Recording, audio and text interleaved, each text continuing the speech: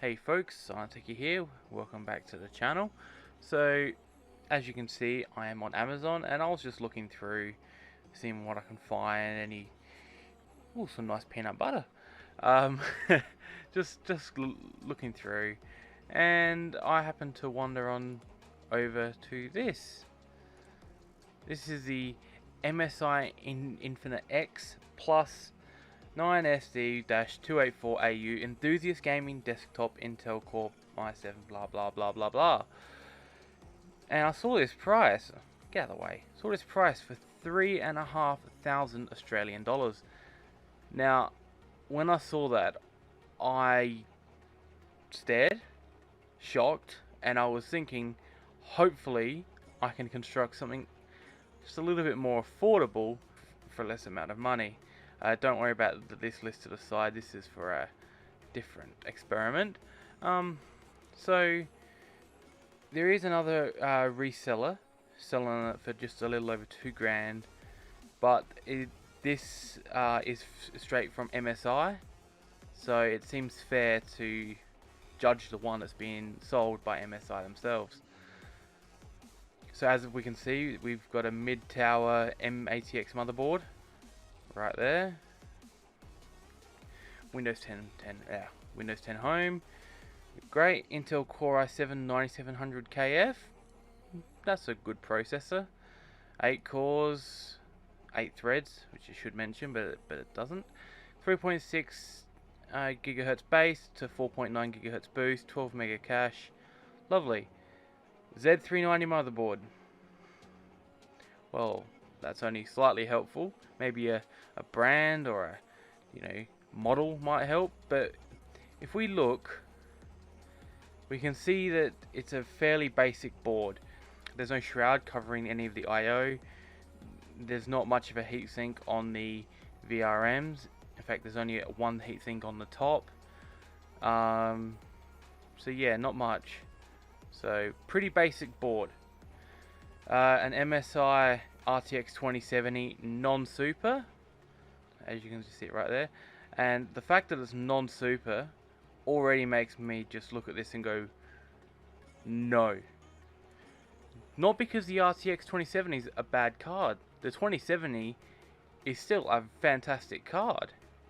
But if you're going to be charging $3,500, you've only got an RTX 2070 non-super. That does make it a bit of a tough sell. 16 gigabytes of RAM at 2666 speeds. Yep, simple. 512 gig of storage, which is 256 gig drives in RAID 0. Which is fine, I guess. I would have just gotten a single 512 gig drive, because in the RAID 0, if one of the drives fails, you've lost all the data on both drives. So I don't. Anyway, just move on. A 2 terabyte hard drive. Nice. Special features: real-time ray tracing. Okay. Built-in carry handle. I'm not seeing much of a carry handle in these pictures, given that it's meant to be a special feature. Don't really see it.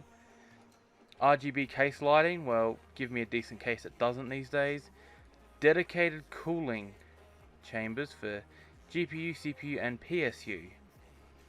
Alright, well, we can see that the CPU is cooled by a 120 mil rad.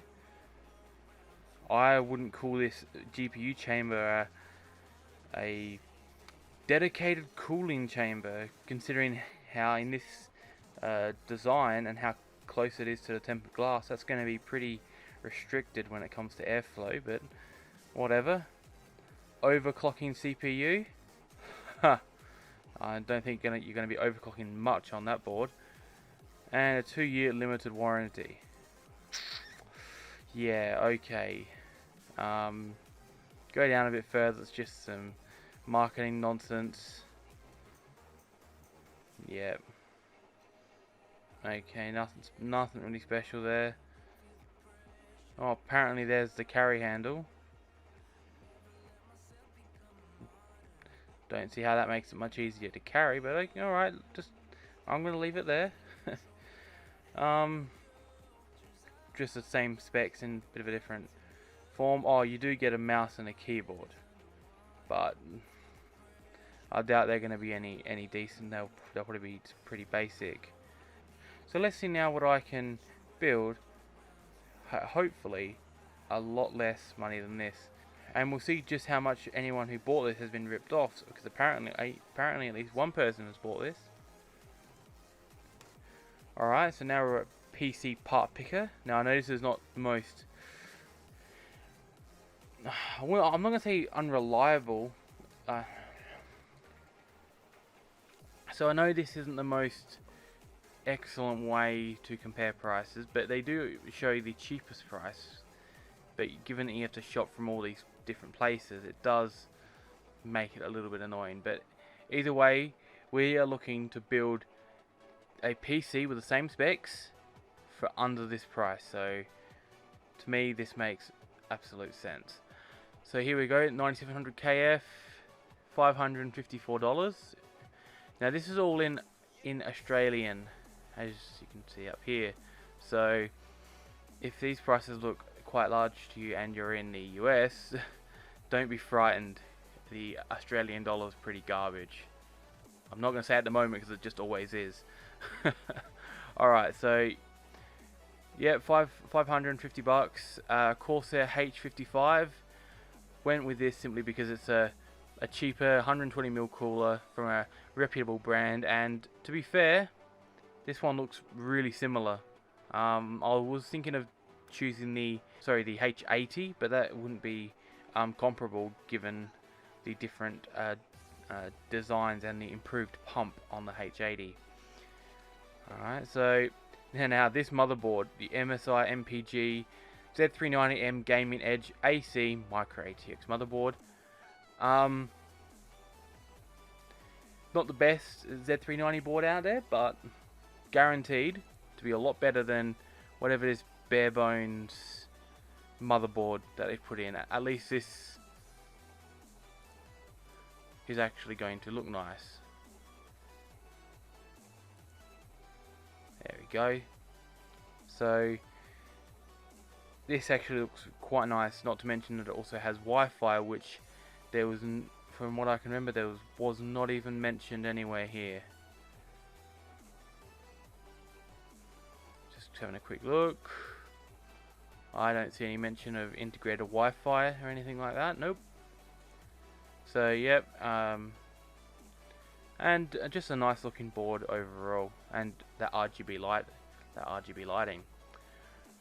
Okay, Corsair Vengeance LPX 16 gig kit, 2666. The picture does show just a bare bones, like a bare kit with no heatsinks on it, but you know, the prices of RAM are that reasonable that, to be honest, spending an extra, in this case, like $5 on heatsinks, to me is worth it. Not because necessarily the heatsinks do a whole lot, but just for the overall aesthetic of the build. So we've got a sort of a black theme going on here with the motherboard and of course the black RAM. Now, as I said before, I don't agree with how they've configured the storage with a 256 gigabytes, so two 256 gigabyte drives in RAID 0, but I've just put it in here just for the sake of having them both in there, so it's completely accurate. Seagate Barracuda 2TB, fairly reliable drive. RTX 2070, $800. Of course, I went with the same model that is actually listed in here, and also you can see it from the shroud, but it is listed right here. So there were cheaper models, but again, we are trying to stay as true as we can to this, just to see how much we're actually being ripped off. an MSI Gungnia 100 ATX mid-tower case. I chose this simply because I couldn't find any sort of ATX style cases, so micro ATX style cases. I know that this case is not exactly the same,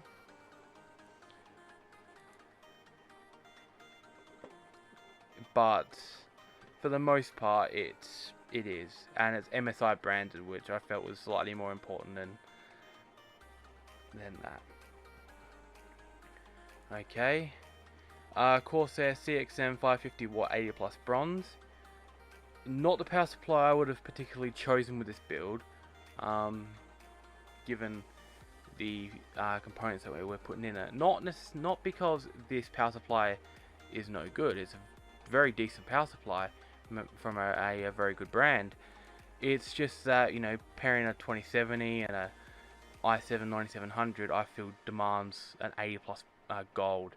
However, we see here they've had a 500 watt bronze unit, the no name brand. You don't really get any hints other than this little black thing here. You see that this picture has what looks to be a Delta power supply, which make very good power supplies, but they've just listed a 500 watt bronze. I've put in a unit that's actually well known to be really good, and of course Windows Home 10. If you want to pay 120 bucks for it, I would just go to a site like SCD Keys, buy one for about what, $15 US, about 25 Australian, I think it is. And this whole build comes to a total of 24,000. Yes. So this whole build comes to a total cost of $2,439.82. That's a lot less than the $3,420 that we are being charged for this particular unit.